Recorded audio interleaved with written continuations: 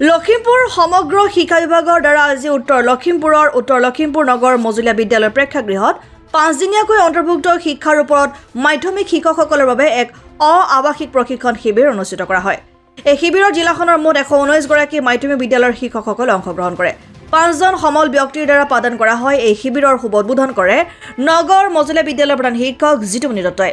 শিবিৰত দিব্যাংগ ছাত্ৰ-ছাত্ৰীক কেনেদৰে আচৰণ কৰি শিক্ষাদান কৰিব পাৰি তাৰ ওপৰত আলোকপাত কৰা হয়। শেষত এখন হাতৰ আখৰেৰে লিখা আলোচনী প্ৰকাশ কৰি উন্মোচন কৰে বিদ্যালয়ৰ প্ৰধান জিতুমণি দত্তই। এই শিবিৰত মাধ্যমিক বিদ্যালয়ৰ শিক্ষকসকলে শিক্ষণ সঁজুলি আৰু পাঠ পৰিকল্পনা প্ৰস্তুত কৰে।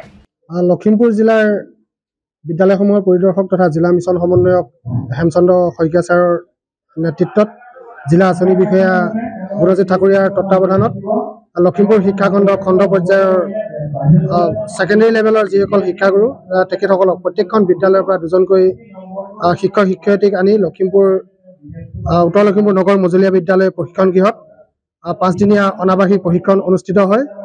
ইয়াতে ইনক্লুচিভ এডুকেশ্যনৰ ওপৰত তথা সৰ্বাত্মক শিক্ষা বিভাগৰ ওপৰত কেনেকৈ শিশুসকলক আইডেণ্টিফিকেশ্যন কৰিব পৰা যায়, তেওঁলোকৰ পাঠদান কেনেধৰণৰ হ'ব আৰু তেওঁলোকৰ বাবে গভৰ্ণমেণ্ট স্কিমসমূহ কেনেধৰণৰ আছে, তেওঁলোকৰ শৈক্ষিক উত্তৰণত আমি কেনেধৰণে সহযোগিতা আগবঢ়াব পাৰোঁ বা কোনখিনি মানুহৰ কেনেধৰণৰ কলাবৰেশ্যন প্ৰয়োজন হয় তেওঁলোকক আগবঢ়াই নিয়াৰ ক্ষেত্ৰত এই বিষয়ে বিশদভাৱে ইয়াত আলোচনা কৰা হয়। ইয়াতে আমাৰ আজি 5ম দিনৰ কাৰ্যসূচী চলি আছে।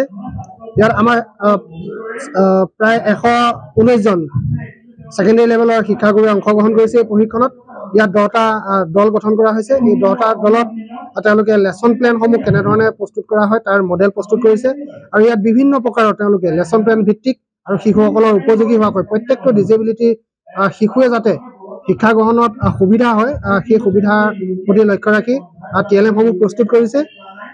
এই যি গোটেই সামগ্ৰিক পৰিকল্পনা ইয়াতে আমাৰ আহি বিদ্যালয়সমূহৰ পৰিদৰ্শক হেমচন্দ্ৰ শইকীয়া ছাৰেও আহি আমি সকলোকে শুভেচ্ছা প্ৰদান কৰিছে। গুণজিৎ ঠাকুৰীয়া ছাৰেও আহি শুভেচ্ছা প্ৰদান কৰিছে। ইয়াৰ লগতে মই নিজে পংকজ হাজৰিকা সমল ব্যক্তি হিচাপে আছোঁ, দীপক শইকীয়া সমল ব্যক্তি হিচাপে অংশগ্ৰহণ কৰিছে, মুস্তাফা হুছেইন ছাৰ, তানিয়া য়াজমিন, দেশদিমনা বৰুৱা, আমি 5 জন সমল ব্যক্তিয়ে এই 5 দিনীয়া প্ৰশিক্ষণটি আগবঢ়াই নিছোঁ।